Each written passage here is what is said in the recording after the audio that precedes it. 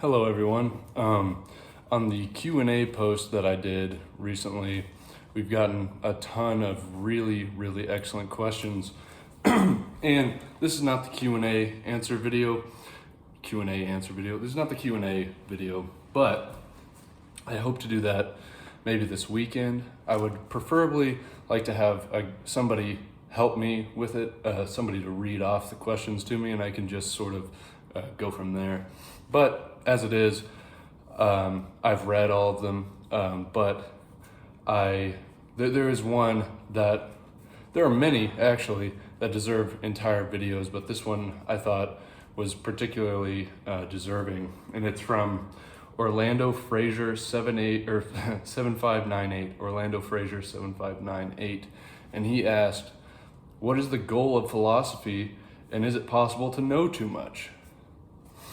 The simplest questions are often the hardest ones to answer, but I'll start with the last part of it, since I think my answer might be a little quicker on that one.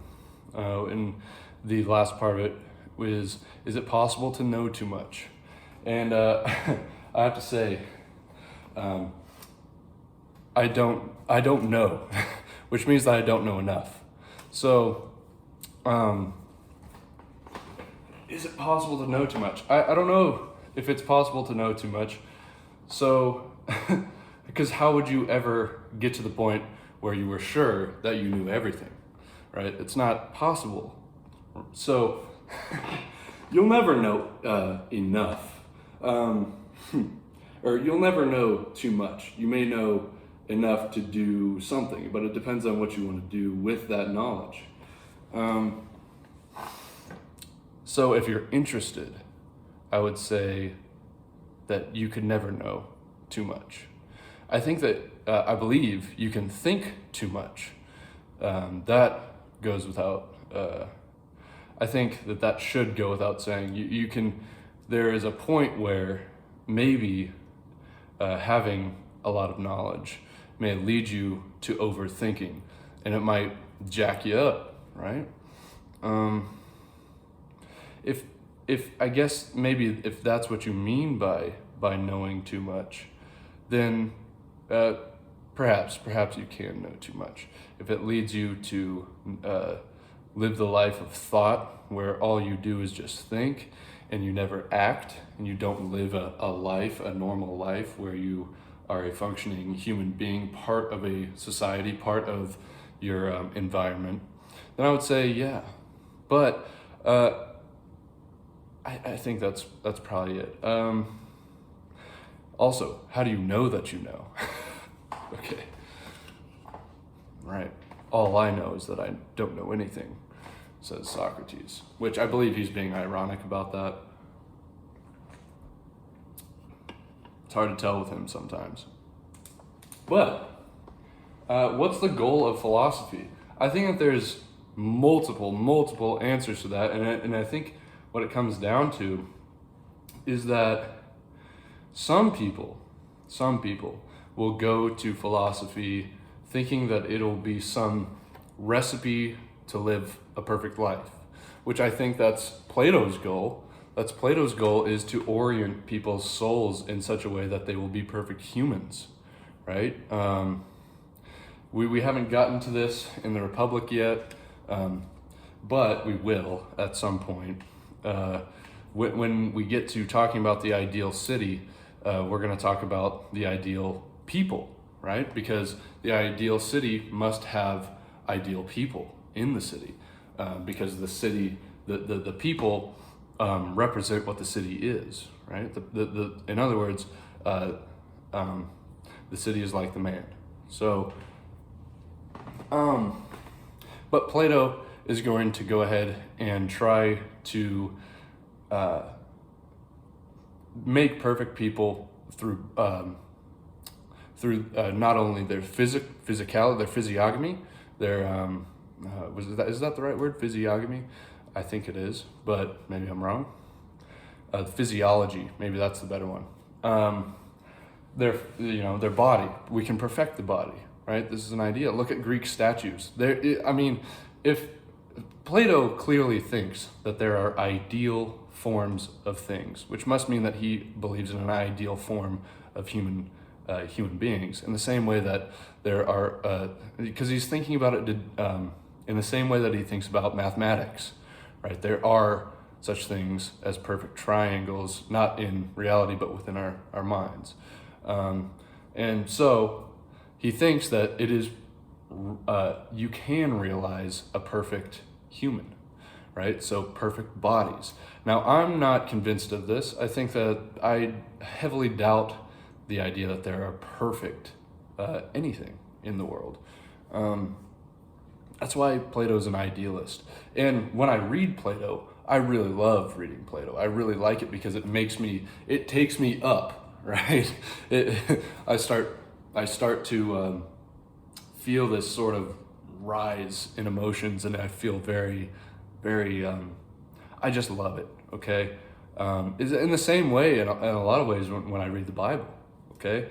When I read the Bible, I get similar feelings from that, which I will talk about the Bible at some point too. I want to go through various things in the Bible as well. But we've got to get back on track here. So we can create perfect, ideal people by giving them the correct training, physical training, the correct education. So we're perfecting the body and the mind. So through doing this, we can create the ideal, perfect human being, right? So if that's what you're looking for, if you're looking to become perfect, or have a perfect guideline, because I've often thought about this in my life, because we all make mistakes, and being a young man, I'm 23, I've made a lot of mistakes, and I'm going to keep making a lot of mistakes.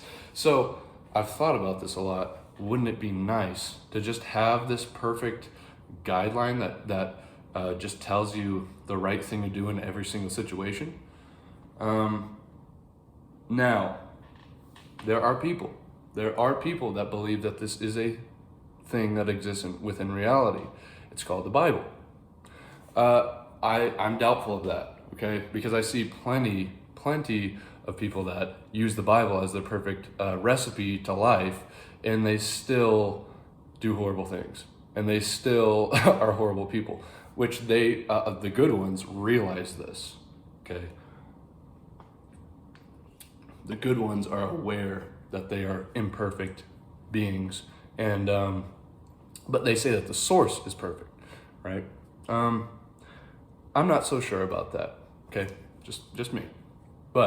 And I'm also not so sure that this is the perfect guideline to recipe. We'll stick with recipe. We're looking for a perfect recipe to bake the perfect cake, which is our lives. I don't think that there is any perfect recipe, okay? It's a sprinkle of this, a dash of that. Plato doesn't want to hear that. He says that's a knack, that's not a craft. And philosophy is supposed to be that craft that tells you how to do that. So, in my opinion, if that's not the case, if there is no perfect recipe, there is no optimal way to live, I think that there's only better and worse ways to live. And so what I like to do is read as much as I can, get as many ways of interpreting the world around us and seeing the world around us, and thinking about thinking about the world. I want to get as many perspectives as I can, and take what's good from each one, and learn from what's bad in each one, okay? Because there are good things and bad things in all of them, in my opinion. But now, here's the thing. Who's to say objectively what's good and bad? You must have some objective standard, right? And I don't consider myself, I don't know if I believe in that objective standard. Once again, I would very much like there to be one, because look how confusing everything is without it. Okay, it means that you got to think through things a lot more and make value judgments for yourself. And a lot of people just don't want to do that. I talk to a lot of people, and it seems like they just, the less they think, the better. And I think that works for certain people. Some people, I think if they thought too much, they might end up in a bad place. So maybe that also answers your question about, is it possible to know too much? Maybe so. For certain people, I think that taking the lid off of certain certain drinks for certain people, the drink being philosophy, I think can be too much. I've met people that have read Nietzsche and they used it pretty poorly. Okay, I'm talking becoming a Nazi, all right, which means that they've probably totally misunderstood Nietzsche. First of all, how do you read Nietzsche and read through Nietzsche and get that I should be a Nazi? All right, I know that Adolf Hitler was a big fan of Nietzsche. Part of that's because his sister would make little edits of his work to orient it in such a way that people would that it would support what they wanted Nietzsche to say, which was anti-Semitic sentiments. But he's expressly against the anti-Semites in Germany. He's also very anti-German. How the hell are you going to become a Nazi this way? Also, how are you going to become a white supremacist through reading Nietzsche? Certain people are probably not equipped to deal with certain ideas, and people like Nietzsche can be very dangerous. All right, especially I saved Nietzsche till I had been reading philosophy and understood.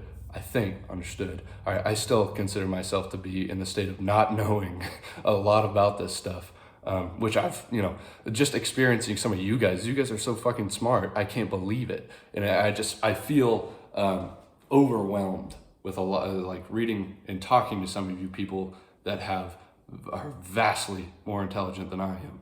But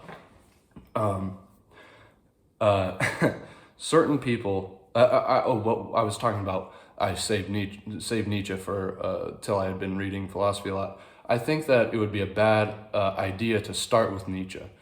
I don't want to just talk about Nietzsche the whole time, I know, but I think I have to. I saved him kind of till I had built up some ideas, because I knew from the start that Nietzsche he's an anti-philosopher, right? So if you know nothing about philosophy to begin with, and you start with a guy talking shit about philosophy, maybe you should know what he's talking shit about. So maybe getting some better ideas, some safer ideas. Safe, I think, would be somebody like Marcus Aurelius. Stoicism, I think, is a pretty safe idea, pretty safe philosophy. You can go wrong with it. You absolutely can. Okay, you can go wrong with anything. This takes good judgment, like Aristotle talks about. You have to have, what's the word? There's a Greek word for it. Phronesis. You have to have phronesis. You have to be wise. Okay, so certain people, ideas can be very dangerous in certain people's minds. So, yeah, I think that knowing a lot about the wrong things with the wrong people will lead to bad results. It can, absolutely. That's some of what Plato's saying too. That's why he's very critical against the poets. He's like, if you have a bad education, that's going to lead to a bad society and a bad human. Okay. So that's look, guys. This is, I seriously, I have a feeling that I'm making this series on the Republic, and people aren't that interested in it. You should be. You really should be. I want to make videos that people want to see, but this is important to me, and I want to do what's important to me as well, because this is a project that I think I want to die having done this, having talked about this, and having gotten people into this. Great people like Professor Segru, Michael Segru. I've said this before to some people who talk to me. I said that he is like a father to me. He's guided me through so much. He's gotten me through so much, and he's dead now. And I love Professor Segru, and I've listened to all of his lectures multiple times. I just listen to them all the time. But at this point in my journey, what I want to do, is go from being Polemicus and being in the state of sort of not knowing, and just sort of thinking from the perspective of other people, and move beyond that into getting closer to knowledge and things that I've thought of myself. There are going to be times within my videos that you're going to hear some Segru in there, in the same way where when you read Nietzsche, you can track back some of his thoughts to Schopenhauer. All right, in the same way that if you watch a child, I'll give you an example. My boss, he has a little kid, and my boss has lots of little sayings. He one of them is he always says this quite a bit. He's like, "Oh man, that's a pain," when we're doing some job or something, and like, something's not going right. He'll say, "That's a pain," and you go, and I've seen his son. I think he's like 8 years old or something. And his son, just every other sentence is saying, "That's a pain, that's a pain, that's a pain, everything's a pain." So I feel like that sometimes, because it's just, Michael has been ingrained within me. So if you catch some of Michael's ideas within what I'm saying, it's because it's not that I'm trying to plagiarize Michael, it's because he is just up here. But that's another rabbit hole. Saying, where was I going with all that? I'm so lost at this point.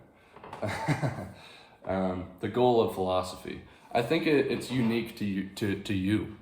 I think that it's a way of finding out about the world around you, why things are the way that they are within your culture, within your society, knowing the things that led up to what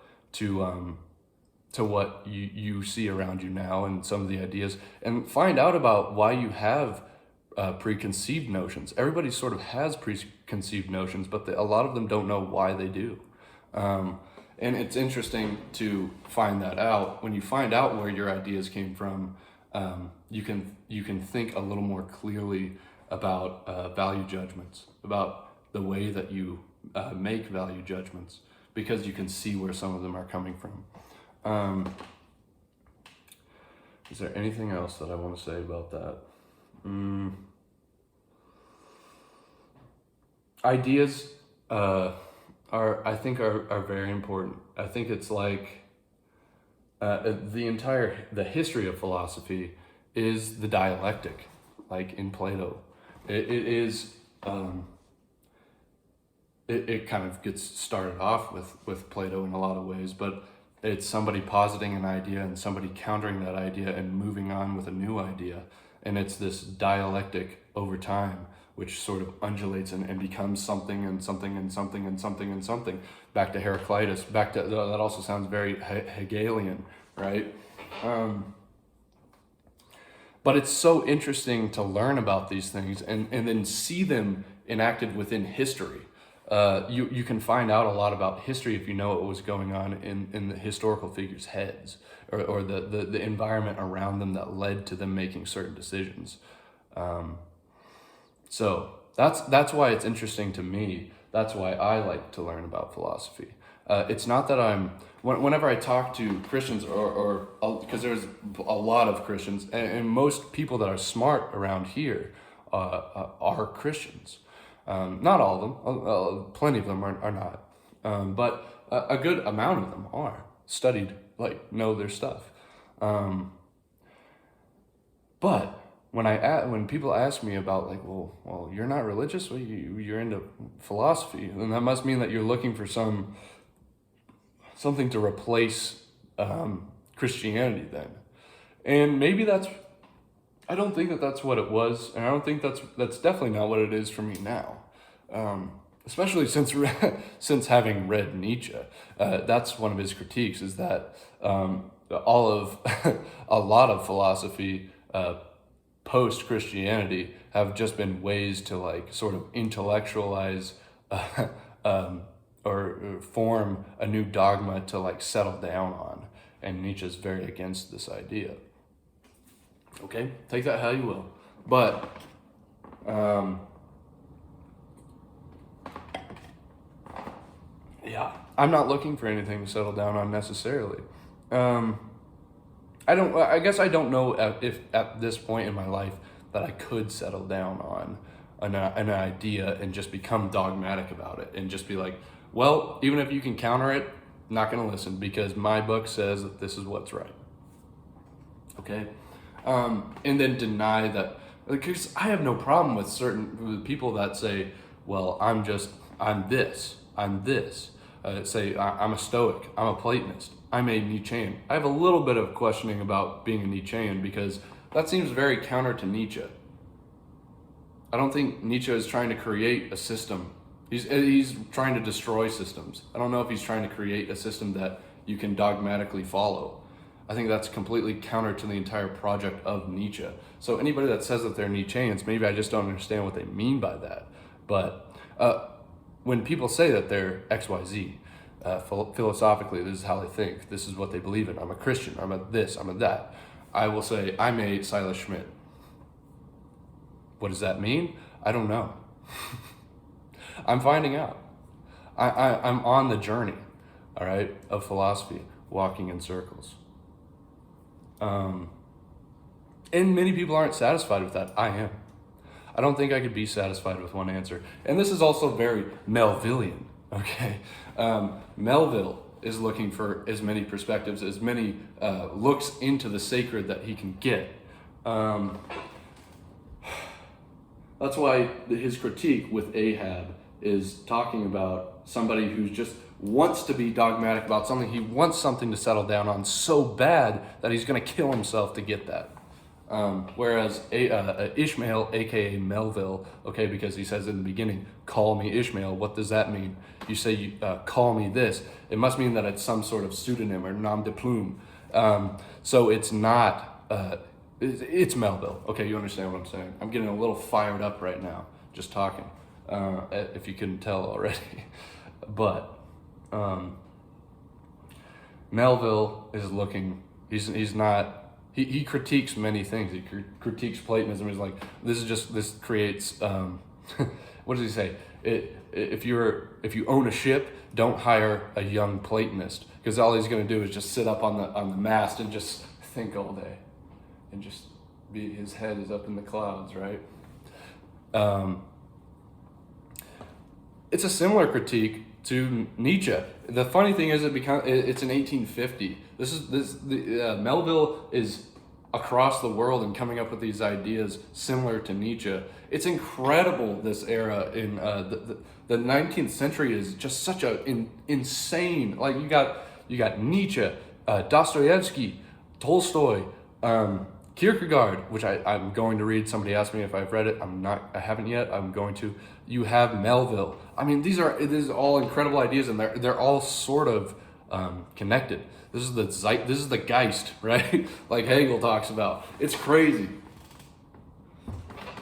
And maybe I'm totally, maybe I'm misunderstanding a lot of this stuff. I don't care. This is just cool to me, all right? But I hope some of this maybe answered some of the question. What is the goal of philosophy? Explain what the goal is for me, which is basically that it's interesting. It's a way to find out about the world that we live in. And I've told you what it's not. What it's not for me is some sort of dogma to follow.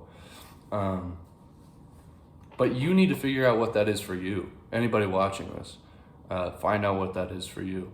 And if you would rather just sort of settle down on any one philosophy, or maybe you already have, then find out if that's enough for you. If it's not, I would recommend doing some reading. If it is, keep reading what you've been reading. I have no problem with either one. I get a little perturbed with people who are very dogmatic about what they believe, but I also respect it.